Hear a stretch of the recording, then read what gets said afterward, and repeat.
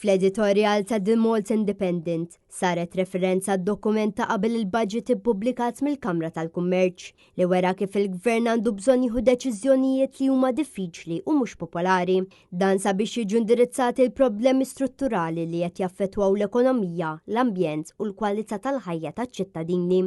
L-editorial fakkar kif iċ-Chamber irrimarkat illi viżjoni mingħajr implementazzjoni ma tfisser xejn, speċjalment meta 5% biss mill-219 il-proposta tagħhom ġew implementati, xi ħaġa li turi biċ-ċar in-nuqqas ta' responsabilità min-naħa tal-Gvern. Issemma kif kull Malti u qed jaffaċċja l-istess problemi, fosthom it-traffiku esaġerat, il-konġestjoni fil-lokalitajiet u d-degradazzjoni ta' spazji naturali.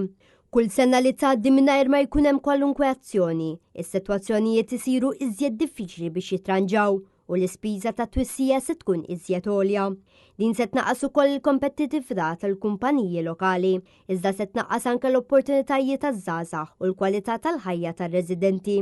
Iċ-Chamber qalet li huma jixtiequ li l-budget għal din is-sena ma jkunx biss lista ta' weddiet, iżda jrid ikun hemm prova ċara li l-Gvern lest jagħmel deċiżjonijiet il-in mill-konvenjenza politika.